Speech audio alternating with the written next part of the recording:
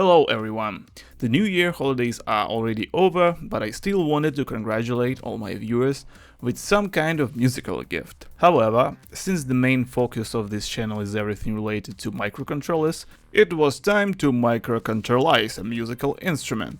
A couple of months ago, while browsing Chinese online marketplaces, I came across this solenoid. A solenoid is a device that converts electrical energy into linear mechanical motion using an electromagnetic field generated by a coil when current flows through it. In this case, if you apply 3 volts, the solenoid pushes out its core. It does this very quickly, and when the voltage is removed, a spring mounted on top pulls the core back to its original position. Devices like this are often used in electromagnetic latches, in security systems, opening and closing door locks.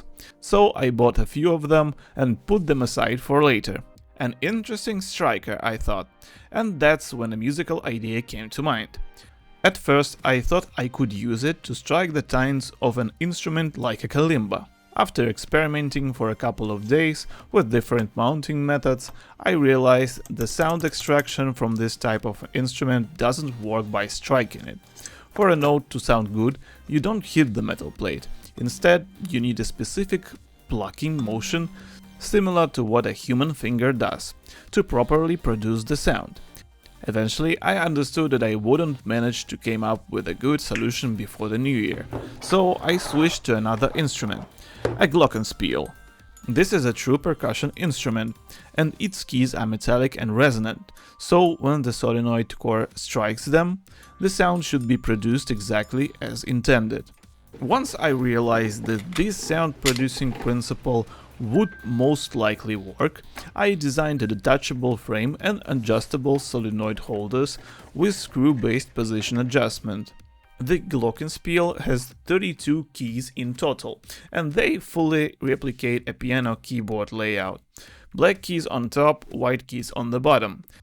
That gives us 2.5 octaves to work with. For comparison, a standard piano has 7 octaves. An octave is a musical interval between 2 notes with the same name, where the higher note has exactly twice the frequency of the lower one. That's why they sound similar, but at different pitches. So in the end, we need to control 32 solenoids to strike the keys. For this, I used MOSFET driver circuits inspired by Max Imagination channel. They are very compact and easy to build yourself using SMD components. And they are quite cheap, which is important because I needed 32 of them, so I had to do a serious amount of soldering. I also had to extend the solenoid wires. And for the first time ever, a spool of hookup wire shrank so fast and so dramatically. I was honestly shocked, I thought it was endless. To control such large number of drivers, I needed PCF 8574T modules, 4 of them. These modules expand the number of GPIO pins, which microcontrollers often lack. And honestly, I think this one is the most useful little boards you can have around. For stable operation, the I2C lines need pull-up resistors to the power supply. The control pins are pulled up there as well. I can control all 4 PCF8574T modules via I2C, and almost any sufficiently powerful microcontroller will work. In my case, I used the M5SEC Cardputer, because it has a display and a speaker, which makes debugging the whole setup much more convenient. By the way, if you want one of these, check the link in the description. The GPIO extender library has a very handy method called write 8.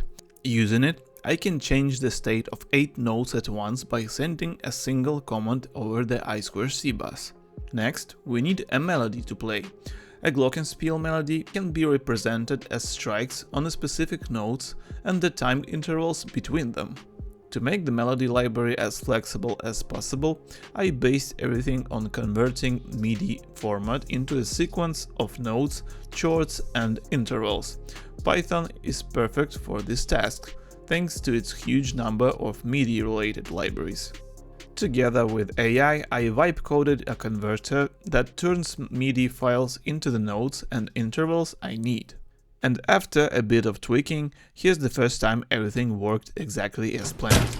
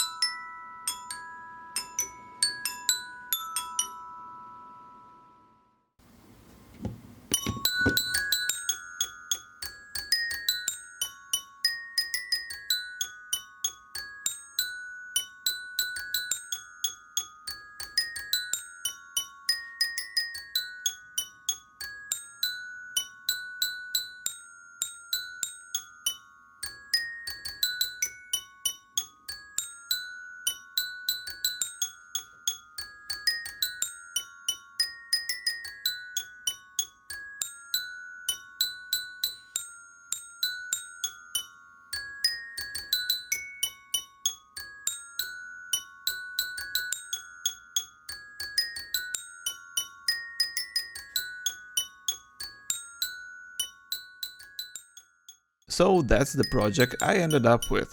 I hope you enjoyed watching it. This was Arthur from the Hobby Support channel. See you soon in the next video.